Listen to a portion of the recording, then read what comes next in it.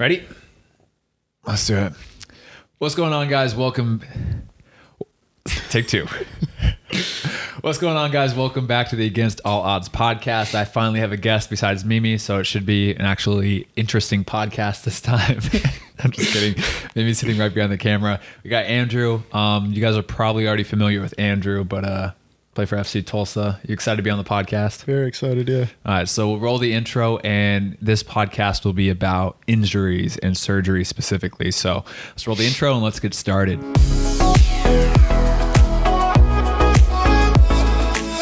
Okay, so no podcast or no sponsor today for today's podcast. We're out of sponsors already, so money's pretty tight. Anyway, first topic I want to go into is, right now, if I do the editing right, we'll both have the blue tick, follow us on Instagram. So you guys can go check out Andrew. You can check out me. We're both, blue tick brothers right now.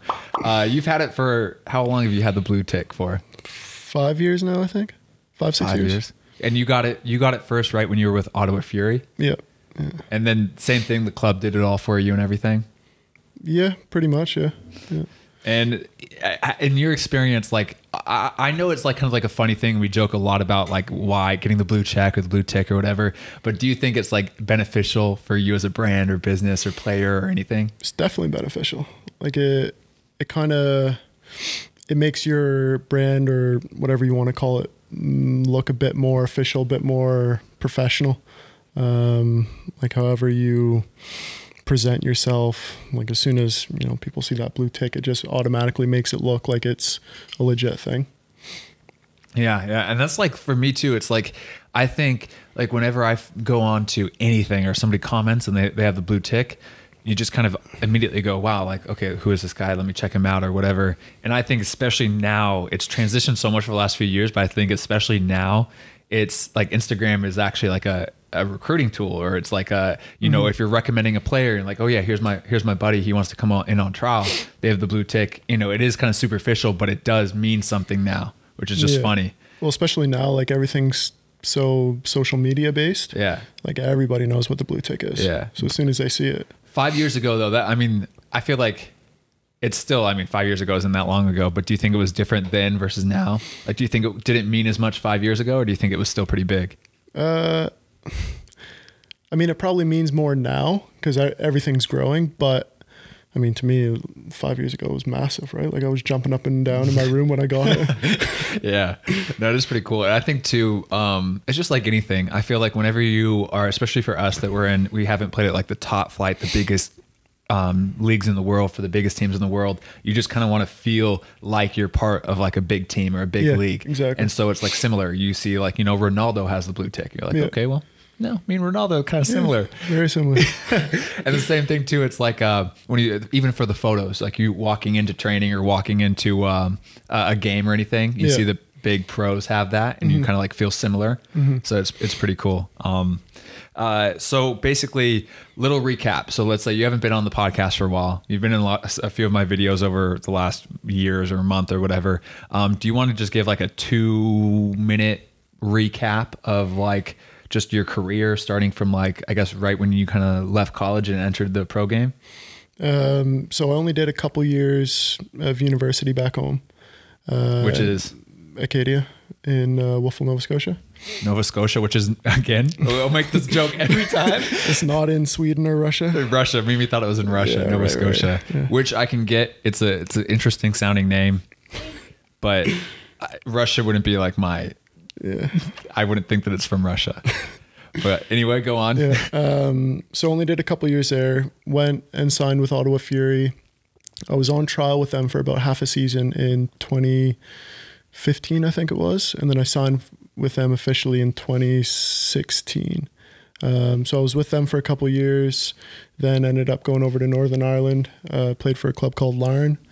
And then I was in England, and then last season, right at the, probably about 2 days before preseason, I got a contract offer from what we used to be called Tulsa Roughnecks, and then ended up coming here, re-signed with them this year, now FC Tulsa. And so if you guys, I mean, it's kind of funny you summarize it, but like there's so many crazy stories I remember going through it, like you being in Northern Ireland or wherever, like the stories that you had there, or like the 2-year gap that you had without a contract, right? Yeah. And so like it's very interesting. So if you guys haven't listened to Andrew's story, I'll link in the description, also his Instagram, but hit the podcast, the last podcast we did that goes through his full story, which is pretty crazy as well. And so now you're 30 years old. 29. 29. When do you turn 30? August. Oh yeah. I always forget your birthday is like a day off from mine. Yeah. I'm not 30 yet though. I'm only 29. I mean, I feel like I'm turning 28. I mean, 28's like, that's your late 20s already. People are starting to comment that like, oh, Matt, you're looking old. Like, Matt, you got gray in your beard. Matt, you got wrinkles now. So I'm starting to feel old. I'm fortunate enough. I'm almost 30 and I don't have any of that. So whatever. Anyway, now we'll get into like the topic of the podcast. So 2 days ago? 3 days ago, Wednesday. 3 days ago. Time's flying already. Recovery's fast. But you had surgery on your left knee. Yep. Do you want to say the exact injury you had and the surgery you had and basically just what that was? So basically I had what they call an avulsion fracture. So I guess it's when the tendon pulls part of the bone off, whatever it's attached to. So with me, it was on my patella. So basically what's called is microfracture surgery. So they go in, reattach everything, kind of scrape up the bone, try to promote as much healing as possible. So now I'm stuck in a stiff leg brace for 5-6 weeks. And then after that, it's kind of as you progress. So it'll probably be about another month after that until I'm 100%. But it could be anywhere from another month to 2 or 3 months. Depending on like the specific rehab, how it goes. And so you have been like feeling discomfort there or pain there for a while. Like how long have you, like when did it start? This started, I mean, I had a bit of discomfort last year, but we didn't know exactly what it was. I thought it was like tendonitis, right? Yeah. So that kind of, it can start as tendonitis. And then if you don't treat it properly or you don't let the injury kind of go down, it can turn into an avulsion fracture. So it was in preseason. I remember going to strike a ball and basically my knee just gave out. And it was just a sharp pain. And from then on, I couldn't really walk that well. Ended up getting an injection. I think it was end of February I got the injection to try and hold me over pain-wise because we were still, at that point, the league was still going on. But then with the league being suspended, as soon as surgeries opened back up, we figured might as well get it done now while there's no games being played. Yeah. I mean, because you had it now, but ideally, do you think it should have been done a little bit earlier? Or do you think it's hard, because did you have MRIs on it and everything? Yeah, I had an MRI. I mean, it's tough to say. Like, it's always easy to look back and be like, yeah, I should have gotten it done. But at the time, the injection for a while worked. So if we had continued to play games, I would have wanted to play. I would have wanted to be available. But, I mean, it's always easy to look. I remember that, when you had the injection and you were like, yeah, I'm a new man. You were like, yeah, I feel really good. Yeah. Which is funny because I've had I think 3 injections, steroid injections, and I've had 2 PRP injections over my career, and groin, abdominals, wherever I've been injured. And I've never noticed even a slight difference, at all. And so I guess I'm a little biased to think oh yeah, we'll see, it's not going to work. Yeah. But I've also seen for your situation or different players, they go through that and all of a sudden they're good. Yeah. I mean, it was weird, where the actual fracture, if that's what you want to call it, was still tender to touch even after the injection, but I was able to run, jump, everything like that with no pain. But then as soon as the injection kind of wore off, it was probably about 2.5 months after I got it, then it was just back to square one. Yeah. That's crazy. And the thing is, you've had surgery before in the past, right? Yeah, 3 surgeries. 3 surgeries so far? Yeah. What other surgeries have you had? I had 2 labral surgeries, so right and left shoulder, and then I broke my jaw. Broke your jaw? Yeah. Wait, how did you break your jaw? So I think it was 15. It was a high school game, and just came out to get a ball at a guy's feet, got to it before him, and he swung through and knocked me out basically. So it was, and you said that this was your most painful surgery. Yeah, right? by far. This is the most by pain. far. Yeah. What, like out of a 10, what would you rate it? Probably an 8 or 9 right now. 8 or 9. And Yeah. what about your labral surgeries? It wasn't actually that, but like it wasn't like excruciating pain after I had this surgery. It was just kind of like discomfort. This is just like it just hurts nonstop. Is it throbbing? Yeah, and then like if I try and move, like if I'm trying to get out of bed, I have to basically lift my whole leg. So like if I've been sleeping, what I'll do right now is I've kind of like jacked my bed up a bit, so I've got pillows underneath my mattress. So like my try and get like the swelling out of my leg. Yeah. But then as soon as I wake up, I'll go to put my leg down and all the blood rushes to my leg, and then it's just like pounding. Yeah, yeah. So it's tough right now, but I mean, a little bit of ice, a little bit of pain meds. And Yeah. That's the thing with the surgery is, at least though now, it's like, I always like getting the surgery because it's like you've been dealing with pain or discomfort for a while, and then you get it and you're like, okay, now it's like we're making good progress to recover and get better, which is like what I like. Like everyone's like, oh, I'm so sorry you had to go through the surgery. But for me, it was always like, okay, it's just, I'm one step closer to like getting back and better. Cause especially if you go through one of those times where it's like, you feel like you're kind of like waiting for the surgery. I feel like the waiting for the surgery is the worst part. Yeah, no, exactly like that. So I think I had to wait a couple weeks once we decided we were going to go ahead with the surgery. I then had to wait a couple weeks until I could get in. And that was probably the worst part, because you're just sitting around waiting for basically the chance to finally start to feel better. Yeah. So you're right. Yeah, the waiting around for the surgery is probably the hardest part. Yeah, yeah. And like I've had now three surgeries, I think. Yeah, 3 surgeries. And like it's funny because when I was younger, I thought that like if you had a surgery and as a professional, you'd be like, you were done. Yeah. Like it was just like career ending. But like as I've gone into the pro game and I've talked to more pros, especially with the podcast, and I've talked to like Jeff and all these other players, it's like you don't realize how many injuries happen. And I think out of everybody, there's been one player who hasn't had a serious injury. That was Janu. Janu hasn't had anything. Yeah. Nothing. Yeah. Knock on wood for him. But like that guy, like he's 29 now, I think. Or close around there. Yeah. Nothing. Just like a little ankle sprain here and there. That's crazy. But like every other person I've ever talked to has had either a surgery, broken bone, major injury. And it's just kind of funny, like that perspective change of like, oh yeah, surgery, no big deal. You know, like even on a normal, would you say in a normal season with a team, how many injuries or surgeries, like injuries where you're actually out of training for like a week, how many times do you think that is per year? Oh, I mean, it's tough to say, but it's always gonna like. There's always people carrying knocks. Yeah, always. Yeah. And I mean, like you look at some of the big clubs. Like you look at like a Manchester United, for example. Like there's definitely guys that sometimes aren't training every single day, and they're just saving them for the weekend. Yeah, yeah. So yeah, and it's like because you kind of like the club days or the high school days, if you weren't training, it was like what is it? What's going on? You feel like you have to be training every single day. Yeah, and now there's like always at least 1 or 2 players that are like, no, my quad's like acting up, or like I sprained my ankle or something more serious or whatever.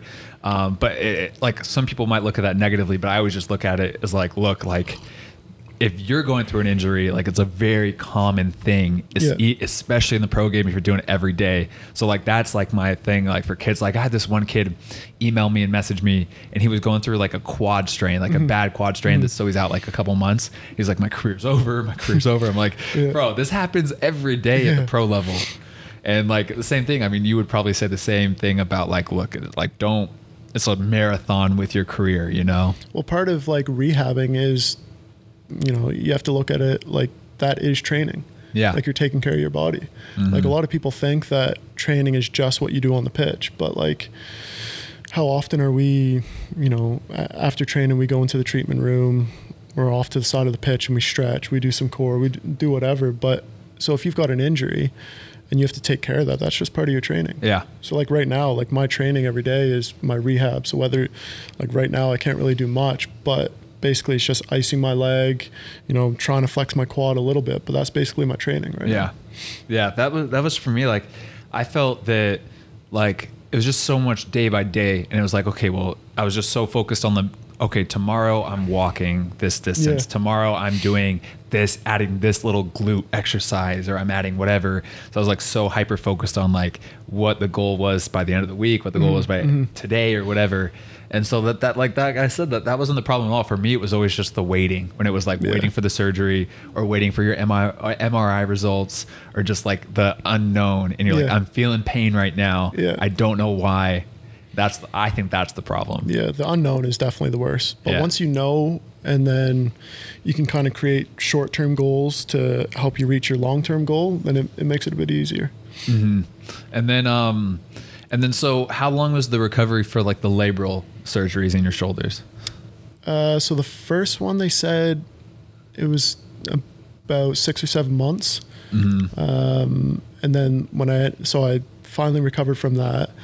And then that following season, I did the other shoulder. So I took a bit more of an aggressive rehab with that, and I got back in about 4 months. Dang. So. And then what about the jaw? How long were you out with the jaw? Do you have to like eat through a tube or something? Yeah. So I mean the jaw one, like, so that whole so talk about waiting. So I did it in a game, didn't know that I'd broken my jaw that night, but like jaw's crooked, can't eat. So then the following day I went to the dentist. They took x-rays, said, yeah, okay, your jaw's broken. So I have to go to the hospital. And obviously with the jaw surgery, it's, you know, they consider it like an emergency surgery. So they're like, okay, we'll get you in today. So I'm there waiting. And then, you know, an actual emergency came in. So they're like, okay, you're going to be bumped to tomorrow. So I'm there waiting, haven't eaten, because you can't eat before surgery. Yeah. So I'm in there, and I'm like 15 at the time. So I'm in there waiting. And then I'm like, okay, tomorrow morning I'll get the surgery. I can wait till then. The following morning, another emergency came in. So we're going to bump you. And then I was supposed to get it that night. Another emergency came in. So I ended up being in the hospital for 3 days before I actually got surgery. Oh my God. And did you eat? You couldn't eat at all? Or? No, it was just like an IV just putting fluids in me. Oh my God. Yeah.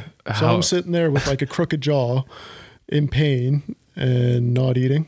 And I'm like 15 at the time. And, you know. That sucks. Yeah, it was brutal. And then how long, once you had it, how long did it take to recover? I think I couldn't eat solid food for about 6 weeks. And I had these screws in my jaw, and it was like, why? So like I couldn't really move my jaw, right? So I had screws in my jaw, couldn't move, couldn't eat. And like, I couldn't have, like thick food either, like thick shakes or anything. It had to be like very, very liquidy, because they didn't, like if I tried to like suck through a straw, it would like pull the stitches out. So like that was brutal. 6 weeks. Could you talk? After like 2-ish weeks, I got a little bit better, but it was kind of like mumbling. That sucks. Yeah, that one was brutal. Yeah. I remember talking to you about this. I think it was last year when I was asking you. That's terrible. So for this surgery, 8 weeks recovery is not that bad in the other surgeries that you've had. It's funny that it's like the most painful, but it's like the fastest recovery. Yeah. You know, that is kind of funny. Once you get out of the brace, I don't really know, but from my understanding, once I get out of the brace, it's kind of, you know, like how I progress. So how fast I can get the strength back, my mobility back. Because I mean, keeping your leg locked like this for 6 weeks, you're going to lose a bit of mobility. Yeah. So I mean, once I get out of the brace, I think the hardest part is kind of behind me. But yeah, right now it's definitely the most painful. Yeah. And then talk about too, like, whenever you get surgery as a kid, or like whenever you go through an injury, usually what's nice about when you're growing up before you go and become a pro is that you have like, you're distracted with your family. You're usually home. You usually have like school or another job or something. But the hard part mentally, I think, about being a pro and going through an injury is that this is your whole life. Like, you're in Tulsa right now, and you have your teammates and stuff, but you're here only basically for soccer, you know? So it just makes the injuries, it's like, it's harder to distract yourself. Do you think? Yeah, no, definitely. Like it's like, for me, it was a big change. You know, I'm almost 30, but you know, like my mom and dad were always there for me. Right. So like to go into surgery, not really having, you know, a family member there with you, and then to come out of surgery, not having a family member there with you is like, it's different. Like I've got Callum at home, but it's Callum sucks. Like Callum's a very loyal guy. Yeah. Right. Like he does help out, but it's just different. It's not, you don't have that comfort of knowing that like Callum's not comforting. He's not comforting. He's a great guy, hilarious, but he's not a comforting, like, do you need anything? Do you need a pillow? Yeah. I'll ask for a bag of ice and he'll be complaining about having to bring me ice. Stop whining. Like throw the bag of ice to you. Yeah. But, I mean, it is weird. Yeah. Cause like I don't have, like, I mean, we're fortunate now, like with FaceTime and, you know, you can play, like I'm playing Xbox and stuff with my brother. Like I'll be trying to play Fortnite with him. So like there's those distractions, but it is different just not having that comfort of, you know, family members there with you. Yeah. Yeah. And like coming out of surgery too, it's just like you had our team trainer there, which is awesome that he was there. Yeah. But like, it's not like we said, it's not like your mom being like, well, even now it's like, so because of everything going on, nobody's allowed in the hospital. So, so I went into the hospital on my own, meeting all these, you know, doctors, nurses that I don't know except for Griffin. Yeah. And, you know, you come out of surgery and you're looking around for people that, you know, you want to make a connection with somebody that you know. And I don't know anybody in the hospital. So I'm looking around. I've just had surgery. Don't really know exactly what's going on. And it's just, it was just weird. It's a very weird experience. Yeah. That's definitely weird. I could for sure see that. And then, so what are you doing like right now, like to distract yourself? You said you were playing Fortnite with your brother on Xbox. What are you watching on Netflix? I've been struggling with that. I can't really get into anything. Yeah. I've been feeling like Mimi and I are watching some like British HGTV, like home thing. And honestly, Don't talk about it like that. did I say it was bad? No, I've been really into it, but like we don't have like a Netflix series that we're like watching at all right now. It's tough. Like I'll try and watch something, but if I'm not hooked after the first episode, I just can't go back and watch it. This will hook you. Yeah, we should put you on. It's called Grand Designs. It's actually on Netflix, but we watched the 2 seasons on Netflix, so now we're illegally streaming it online. I mean, we're legally streaming it online. What if I just get sued? Could you imagine if I got sued because I said that I was illegally streaming it like on a podcast or something and I just got sued by like Grand Designs? Is there anything else? Like, so you're doing that, you're watching TV, playing Xbox, you're doing your rehab, you came to training like the next day after your surgery. Yeah. I mean, for me, that's important though. Like I'm either going to be sitting at home in pain or I'm going to be sitting on the sidelines in pain. But I mean, especially just being like, we talk about being around people that, you know, or like, you know, having that, you know, familiar connection, right? Like my family right now is a team. So, I mean, I might as well be down on the pitch and watching you guys train. Yeah. Yeah. No, mentally that probably helps like a lot.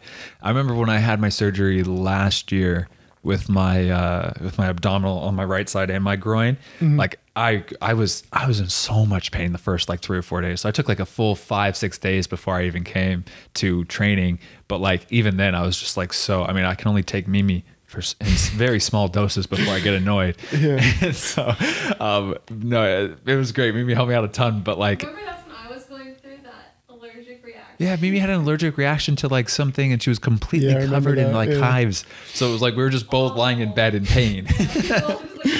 But no, after that, even like I was like craving seeing my teammates. And like I remember I went on a walk around the apartment complex and I saw like Jeff and Anthony. And I was like, oh my God, I was so excited. Yeah. It's very funny how like it mentally helps to have people around you that you know and to talk about. But other than that, like people always ask me like, what else can I do during my rehab process in order to like improve your game? And there's always, for me, like my answer is like, yeah, it's the cliche of like, oh, you can always watch game footage, you can always watch games, you can always do other stuff.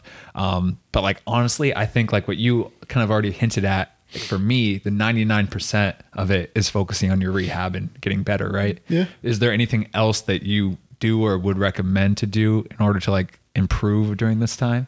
I mean, honestly, sometimes taking a break like helps.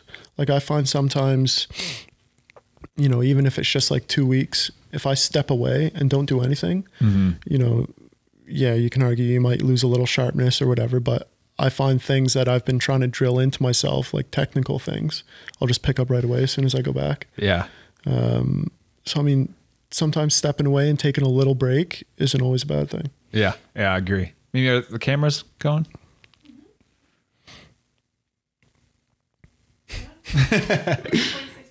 Okay, good.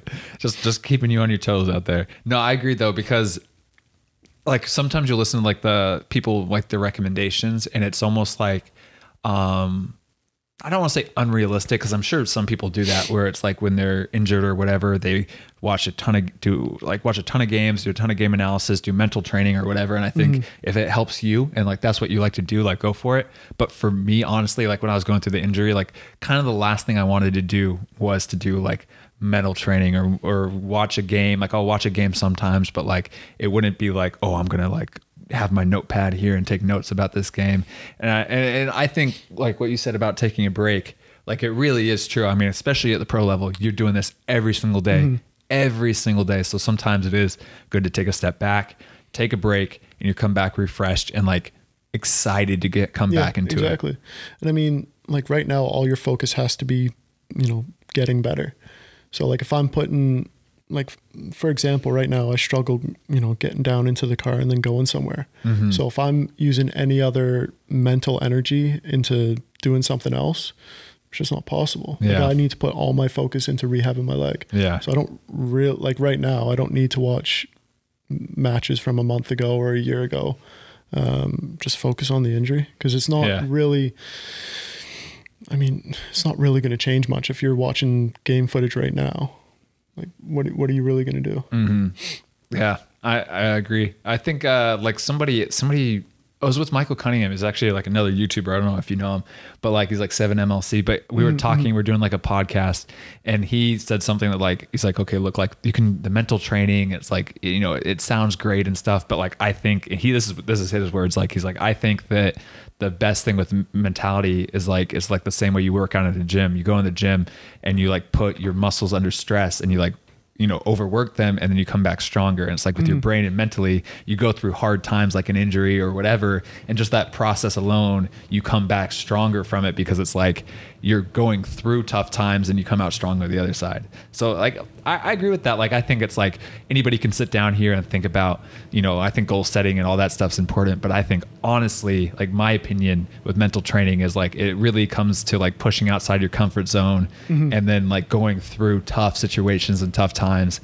And then you come out mentally stronger on the other side. Like, I mean, so for example, right now, like I can't even think about doing anything with a ball or catching anything. Like I probably wouldn't start considering doing like mental stuff until, you know, I get out of the brace and then I can start, you know, running, for example, right? Or passing, kicking, whatever. But there's no point right now, you know, watching games or anything. I just need to put all the focus into this. Yeah. Yeah. And then for the rehab, have you gone over like what, I mean, I know you said you have it locked up for 6 weeks pretty much.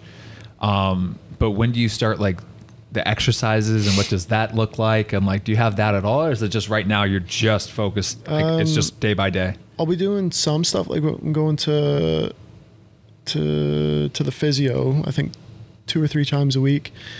And basically what they'll be doing is moving my patella a little bit, slowly bend my knee. And then I think the biggest concern they have right now is just making sure my quad doesn't stop firing. So like for example, I basically just have to sit at home and just try and flex my quad. That's really all the exercises I can do right now. Sounds fun. Just flex the quad. That sounds fun. Yeah. Yeah. So, I mean, it's tough. Like right now, like I went into physio yesterday and it's just hard for me to even get into my head doing some stuff just because of the amount of pain I'm in. Yeah. So like, until I can kind of, like, I think I go in probably Monday again, and until I actually see them kind of run me through the little exercises, I can't even comprehend in my mind doing it, just because it just hurts too much right now. Yeah. I did the same thing. I remember looking at like the sheet that I had of like the 3-month plan, or it was like 2-month plan of what to do. And I was even looking at the next week. I'm like, okay, how am I supposed to walk like 2 miles? Yeah. I can barely walk around my apartment right now. But just take it day by day. You listen, you test out the pain. I think like something that I've noticed with my surgeries, I don't know if you've noticed it or how to do this, but like sometimes for me, like I'll look at my rehab program and it will say to do something, but then my body will literally be like, no, like it's a painful thing. And I know sometimes you do have to push through the pain, but there was times where it was like 1 or 2 exercises where I knew, like, had that gut instinct of like, no, this is too much. Have you had that? Like with the other? I mean, yeah, 100%. Like they were talking about me slowly bending my knee myself, and like this was the other day, and there's just no possible way I could have done it. And I was like, I know for me to kind of be okay with where I am right now, like I couldn't put my body in more stress. And I think like, yeah, the doctors and the physios do know what they're talking about, but at the same time, like, you know your body best. So like if there's really something that you just can't do, then I don't think, if you just need an extra day or whatever it is, I don't think that's going to hurt you in the long run. Yeah. I remember there was one time where I was coming back from an ab surgery, and like the first exercise on my rehab program, the first ab exercise was like an ab wheel, like the roller thing. Yeah, no and chance. I'm like, whoa, let's do like a dead bug first, and then we'll move on to the ab wheel. But I was like, oh man. But I don't know if that was mental or if that was like a mistake in the program or whatever, but it's just funny that like I kind of had that gut instinct of like, no, there's no way I'm going to be able to do that. And maybe I was just being soft, but like, I mean, it came back from it. It worked out in the end. Maybe I delayed it by a day or so, but mentally, it's tough though. Like, I mean, for anybody doing an ab wheel, like that's a tough core exercise. Yeah. So like if you haven't done anything to even like push your abs yet, to go jump into something like that is like, it's just hard to kind of break that barrier in your mind. Yeah. And for me, it was hard to trust because it's like they went in and gave the mesh, and supposedly the mesh is stronger than even your abdominal wall. So it's like, it's not going to tear, or it can tear, but it's like, it's very strong that I had. And then so they're like, trust it. And for me, I just kept on thinking like, no, it's like weaker now. Exactly. And so it's like hard to get over that mental barrier as well. Okay. So this is going to be like not a loaded question. I don't know the type of question, but this is like, let's say you're 29 right now. Okay. And this is your 4th surgery, but let's say this is, it's not even really, this is your first surgery that's really soccer specific. Besides, I guess you're a goalkeeper, so shoulders are kind of soccer specific. But anyway, you're like 30 years old now. What would you say to somebody who goes like, okay, look, like you probably won't be able to recover from this one? Like, do you have any doubt in your head that you're going to recover to 100%? Like, no, I wouldn't listen to him. Yeah. You wouldn't listen to him? No. Yeah. No. Because like I had that, like especially being on YouTube, like I had a lot of people when I was like, what was my last surgery? 26, 25, 26, like, oh, you're done. You're too old now. No, don't listen to them. Yeah. People doubting you is like a useful tool. Like that motivates me. So if somebody said, no, you're done, you're not going to come back and play. All right, we'll see. Like for somebody to say that, like, first of all, they're not going to be in my circle. Like if somebody's telling me, no, you're done, sorry, you're not going to be able to play again, well, I'm just not going to talk to you anymore. Like, have you had anybody do that yet? No, I don't think so. I mean, that's not with this. I mean, no, nobody said that. Like the doctor's really optimistic about it. He said it went really well.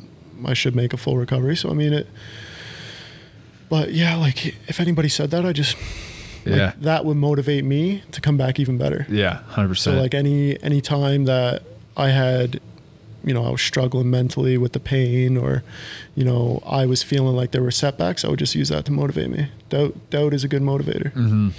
And I like what you said too about like having that, like you just wouldn't have that in your circle if someone said that. Cause it's like, this this is the worst thing ever, but I had a physical therapist, and this was like before I had the surgery on my left side, and he was talking to me, and he's like, yeah, and he said something, this was like in San Diego, this was after I had my first surgery, and I ended up needing the second one on the groin, but they're like, the guy literally said, yeah, I mean, it's very possible that you're just never going to get rid of this pain, and it's going to be with you for the rest of your life. And I was like, okay, I need a new physical therapist. Like, how can you, not only to have someone in your circle, but to have like a physical therapist tell you that? It's like, okay, if you don't have confidence that you can get me better, how am I supposed to trust that you're going to do everything you can? And so it's like immediately I was like, nope, I'm going to go to a new one. Like, I need someone who's going to go, yeah, I can get you better. I'm going to get you better. You will be better. And it's like the same thing, friends or whoever is, I think especially too, like I said, in the soccer world, especially at the professional level where this is so common, every professional is going to go, sweet, okay, yeah, 8 weeks, you'll be training. I bet majority of my teammates or our teammates have said like, yeah, you'll be back in 8 weeks, or like have no doubt in their mind that this is like, you won't be back training this year, this season, you know? No, like, and like, especially with our team, I think we're a bit, like, we're fortunate that for the most part, everybody on our team kind of almost invest themselves in each other. So like the amount of messages I got after surgery, or the guys coming up to me, you know, asking how long, and then they'll tell me, no, you'll be back in a month and a half. Yeah. You'll be back sooner, you'll be back stronger, stuff like that. And I think like we're lucky because, you know, not all clubs are like that, right? Like there are some teams I've been on where like I don't even, you know, a few of the guys you don't even speak to, right? So I think we're lucky to have a team that's kind of positive in that sense. Yeah. But going back to what I was saying about that circle, like you can apply it to everything. Like, you know, growing up, as you probably know, like there's probably a lot of people out there that didn't think you'd play. Yeah. Right. And so it's the same. You just apply that to that. Like, if you don't think if I'm good enough to play, I'm just not going to talk to you. You're not going to be in my circle because I want to be surrounded by people that are going to motivate me. Yeah. Like everybody, like friends, agents, whatever. Like I had an agent that said the same thing. Like it was after St. Louis, and I was talking to him, and he goes, "Look, like surgery, you know, I just don't know if you're going to be like, I don't know if it's old age or I don't know." And I was like 25. He's like, "I don't know if it's old age. I don't know if you're slowing down, but I don't know if I can get you a contract." And I was like, okay, look, like if that's the mentality you have, and agents are supposed to be overly like positive about that. Yeah. I'm like, okay, no, like it's fine. That's fine. You think that it's not going to affect me. I'll find another agent who is 100%. Yeah, I can get you a contract. Yeah. You'll be back. Yeah. I have trust in you about this. Friends, everything. Like I had one parent like back in, not my parent, but a friend's parent, like say like weird things about like me not ever going to be able to sign a pro contract after I already had a good Division I collegiate career. Kind of same thing. I was like kind of like socially distanced myself from talking to them a little bit because there's just no need. There's no need for that, you know? No, I agree. Like I remember, I don't know why I remember this so distinctly, but I was at a family dinner, and it isn't like a close relative, but he was asking kind of like what I want to do when I'm done high school and all that. And I told him, and he's like, "Well, is that actually realistic?" Yeah. I'm like, "Well, why isn't it? Like, why can't I go do that?" And then he's like, "Well, what's your backup plan and all that stuff?" And like, I don't really, like for me personally, I don't really believe in necessarily having a backup plan because then you're not 100% invested in plan A. So I just think if you're like, whether it's an injury or trying to play, whatever, if somebody's, you know, not motivating you or doesn't believe in you, then just cut them out. Yeah. No, it's funny. It was like the same thing. I was at a Christmas party, and my friend's parent was like, this was like my junior or senior year of college. And they were like, "So what are you going to do?" Like, it was like at that time where all of my friends were like just about to graduate or getting internships. And it's like, "What are you going to do? Like, you have any internships or job offers or what's your thoughts?" I'm like, "No, I'm going to drop out of school and I'm going to go play pro." And like literally her first response was just laughing. Like just laughed. It's like, "Okay, what are you really going to do?" I'm like, "No, I'm not joking." Like, I know I joke a lot, but like, I'm not joking about that. Like, I'm going to drop out and I'm going to try to play pro. It's like, "Well, that's so risky. Like, what are you going to do? Like, what's your backup plan?" Same thing. I'm like, "Well, look, I can always," I mean, even though it's not like a backup plan, but like you have so many like fallback things of like, you know, it's like, I'm not like actively thinking in my head, like, oh, I have my college degree. If I fail at one trial, I'm going to go back to college. It's like, if I'm 35, I'm done playing, I can always go back to college. I can always go back and do this. And so it's like, it's a distinction that I like made. It's like, I'm 100% all in to go play pro. And then once I've completely exhausted everything, then I'll figure it out. Yeah, exactly. There's so much opportunity and time for you to just go back. Like if you want to go back to school or whatever, but you only have a limited amount of time to go all in if you want to play professional sports. Yeah. That's what Mimi and I were talking about a lot and have been talking about a lot, is because like Mimi wants to be an interior designer and is going to be in the future. Mimi is an interior. She got a degree now. Got her interior design degree as well. So that's for Mimi Estelle, right? On Instagram? Yeah. Mimi Estelle? Okay. But the problem that we're struggling with is that she wants to set up her own studio, or interior design studio. But that's hard to do when you bounce around from city to city or country to country. That's your fault, right? It's all my fault. Yeah. So now the thing is like, look, I have a limited window in order for me to chase this goal of being a pro. Mimi, you can be an interior designer forever. So work with me now. And then once I'm done playing, I'll work with you and then we'll go wherever you want to be. But no, it's the same thing. Like literally you have such a small window of chasing, of being a professional soccer player. Yeah. And then you're done. I mean, if it doesn't work, like the way I look at things, like if it doesn't work, I'd rather be able to look back in 10 years and be like, yeah, at least I tried. Yeah. Like if I look back in 10 years and be like, oh, I wish I was a bit more invested, or I wish I, just tried a bit harder. Like I don't think I could live with that. Yeah. I think that's the worst thing. Like I couldn't imagine being like, especially the times where I like thought about quitting, or not thought about it, but it was like at that moment where I was like, oh, this sucks, man. I hate getting rejected from clubs or whatever. I hate going on trials. Like if I look back at those times and I did actually end up quitting and I was 40 years old and be like, man, what would have happened if I would have just gave it another year? Yeah. What would have happened if I would have just like tried to do this? Like I would never wanted those thoughts to be in my head when I was older. No, I agree. And then, I mean, I think the last thing too with like injuries is just like that. Like, I don't know. It's interesting. What do you like the beliefs of like, I wonder about how much of like your own beliefs of like, I'm going to come back 100% affects actually how well you come back. Like if it affects your rehab, it affects your, like, I have no idea. I mean, it probably has a big impact on it, right? Like it's the same as if you go into a game thinking, I'm going to do really well, or I may not play that well today. You know what I mean? Like I think if you have that positive mindset that you are going to come back and you are going to be fully recovered, it's definitely going to help you. Yeah. Yeah, I wonder like the science, if there's ever been a scientific study. It's hard to calculate that. Like, what's your belief that you'll be back? I'm at 87% right now. Yeah. How long have you thought about how long you want to play? I mean, that's tough. Like obviously I want to play as long as possible. So like if I could play forever, I would. But I mean, for me, yeah, I don't know. Like I would ideally like to, like for a keeper, you look at some keepers, they can play until they're 40. Yeah. Right. So if I could play until I'm 40, great. But if I can continue to, show up week in, week out, perform to the best of my ability, then I'm happy to continue to play. So I don't want to put like a time limit on it. I don't want to say another 2-3 years. Because then mentally you're kind of, once you get to that third year, oh, maybe I'm checking out, maybe this is it. Yeah.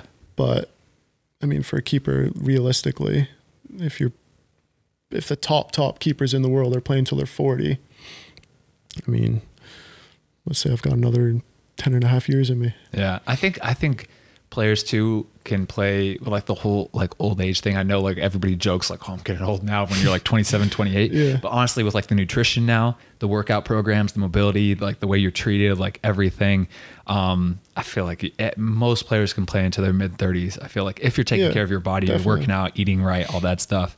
And especially as a goalkeeper, because you guys don't do anything, you guys can play until 40. Body wise, I think mentally is what a lot of players struggle with, like the bouncing around and like the lack of of a life or doing like that kind of stuff. I feel is like, especially at the lower levels when you're not getting paid 10 million a year. I feel like for me, that's where I've noticed most players stop playing, is because they kind of reach that mentally where they're like, you know what, I've had a good run, I'm done. I mean, it depends on, it depends on the situation too. Like my situation and your situation is very different. Like you've also got to think about Mimi, right? Whereas like, I can bounce around the world and like be fine, right? Mm-hmm. Like I just have to think about myself. So I think I'm the baggage. Yeah, I got baggage. So like it's just tough. Like I'm fine with whatever, whatever kind of contract it is, wherever it is. Whereas, for you, two people basically have to be okay with it. Mm-hmm. And a cat. Yeah, and Gucci. Yeah. And Gucci. Yeah, don't forget Gucci. Now I gotta talk to Gucci. Gucci, Mimi, we gotta talk. Is this contract gonna be good? Is this gonna provide the life that we want for Gucci? That's the main thing. That lunatic, yeah. She's great. We had to lock her up in the bedroom because I knew she was napping all day. She'd come running around and doing all this stuff. And then let's talk a little bit now about like this season. So we've just gotten word. I know we have to be careful about what we say. We have to be careful about, because we don't really know. But apparently the league kind of voted to resume play on July 11th. Mm-hmm. What are your thoughts about like that in terms of I know, because there's two different situations. We're talking about the coronavirus situation. We're also talking about like financially, like with the coronavirus, like, do you think it's going to be plausible to travel and to play in July, August, September? Like, are you scared? Or you have any doubts? Are you like 50-50? What are your thoughts? And you can always plead the fifth. You can always not say anything. I mean, it's tough, like, because nobody really knows what's going to happen. Like, we don't know if there's going to be another spike. We don't know, like, obviously the coronavirus, like, it is very bad. Like, it's, it's very unfortunate what's happened. But like, yeah, it's just very tough. Cause like you got to think now, like if we're flying, every other week, let's say, and then we would have to get tested. And then, if, hopefully none of us get it, but if one of us got it, what do we do? Like, how do we, like, does the whole team isolate? Does just one person, like there's just so many factors that go into it. Thankfully I don't have to worry. Like, it's not my decision. So, but you just do what you're told. Exactly. So you be here at this time. We're going here. You go, okay, yes, sir. Exactly. No, but it is hard. And I think that's what we've had meeting after meeting and Zoom call and everything. And it's so hard because everybody, and this is the thing that always boils down to, everybody's situation is unique. Every single person has different fears or doubts or levels of comfort. I mean, some players just don't care at all. And they're like, I just want to play. Some players are on the opposite end of the spectrum. Most players are probably right in the middle. Like, I really don't know. And there's just so many things of like, okay, if we do play or if we do bust, like, what does this look like? Like, it's just it's going to be so, I'm always telling people like, it's going to be so interesting to see what happens, because just there's so many different things that could happen logistically, how it's going to work. Like, and all of us want to play. Every single player is like, ideally, in an ideal world, we'd be playing right now. But it's just such a crazy situation. And then we also have the entire financial side now, because we're not Bayern Munich, we're not Manchester United with billions of dollars. And at Tulsa, we're very fortunate and we have great owners. But like, being a second division league, there's many clubs out there that are not in the best financial situation as well. So what are your thoughts on like, what if you had a prediction, like, do you think there's going to be any clubs that are just not going to play this season or going to go bankrupt after the season or anything? And this is all speculation. Like, this is just two players who know nothing, all speculating. But what are your thoughts? I don't know about the bank. I mean, it's tough. Like, I do think there will be clubs that aren't able to play. Like, you look at some of the areas that are still, kind of locked down. Like, we're fortunate to be in Tulsa, where a lot of things are opened up. The cases haven't been too bad. But then, like, you think about New York, LA, right? Like, is it feasible for, one of those teams to be able to come here, or for us to be able to go there and play games? Like, it's just so hard to tell. I mean, yeah, it's just tough. Like, and then you have to think like, can we get fans into the games? Yeah, because that's where a lot of the revenue comes in. So I don't know. What I'm worried about is some teams would only want to play if there's fans, and then if in many areas, I think that's not like that realistic.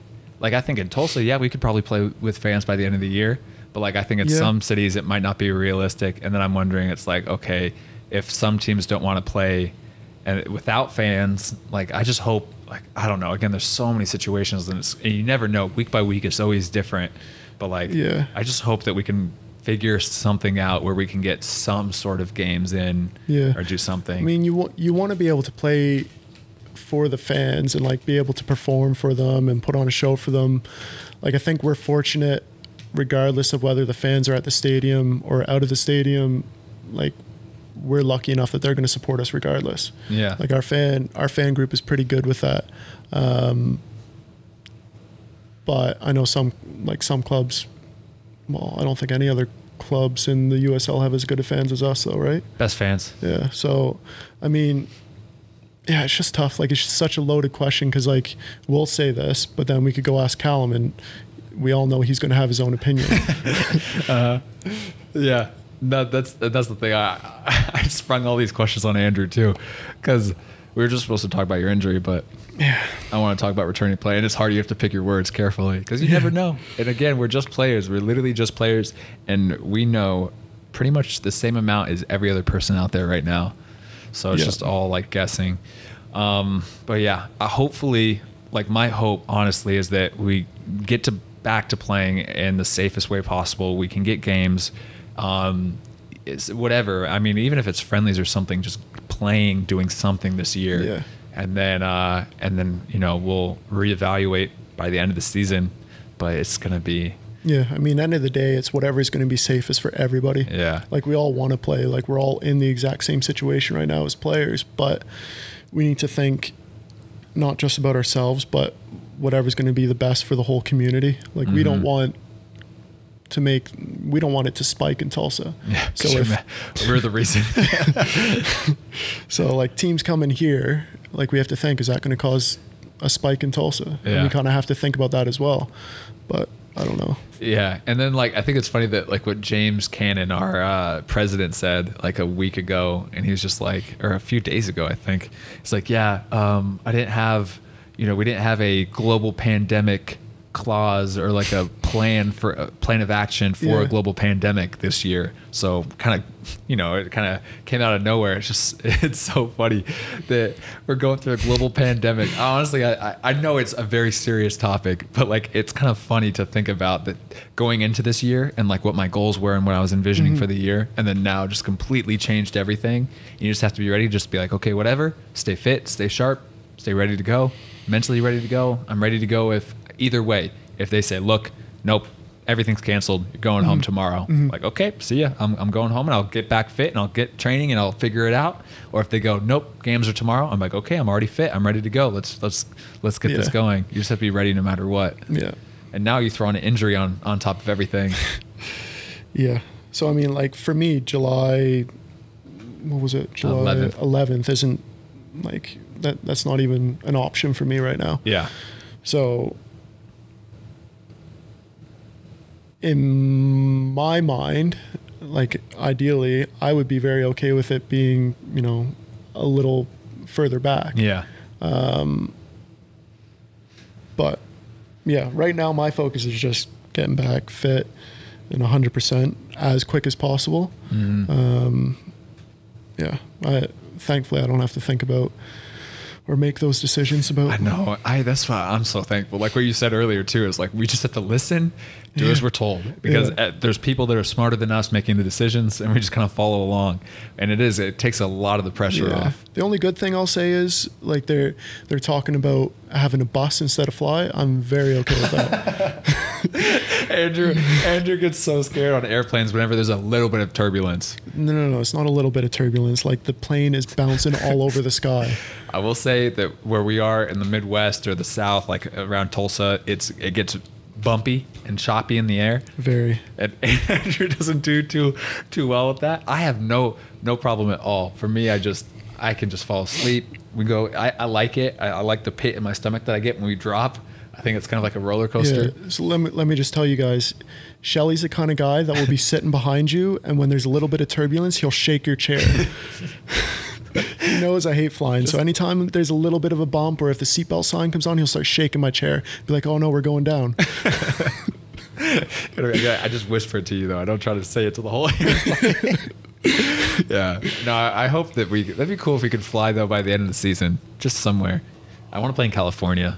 I really wanted to play in San Diego. That's what I was looking forward to, playing against the San Diego Loyal. But we'll see. We'll see. Other than that, I hope your recovery and your rehab goes well. I'm glad that you got the surgery out of the way, and now like the worst is kind of behind you, and now it's just all like just sticking to the program, and you'll be back in like 8 weeks. Anything else? Anything else about recovery or rehab or surgery that we didn't touch on or anything? I don't think so. I think touched on everything. Good podcast then? Very good, yeah. Good. Last thing, as always, Andrew's got a blue tick. I got a blue tick now. We're all good. Go follow him on Instagram. If you haven't already, go check me out on Instagram. Nice. Andrew's sponsored now by Seek Discomfort, so he thinks he's a big deal. But whatever. But anyway, last words. Give one last phrase to the people. One last motivational thing. Put you on the spot. Let doubt be a motivator for you. There you go. That's the topic of the podcast right there. Well, thank you for listening, and we'll catch you guys on the next podcast. Thank you, Andrew, for coming down and chatting, even with the surgery and the recovery. Appreciate it. Thanks for having me. Yeah, no problem. All right, guys. Peace.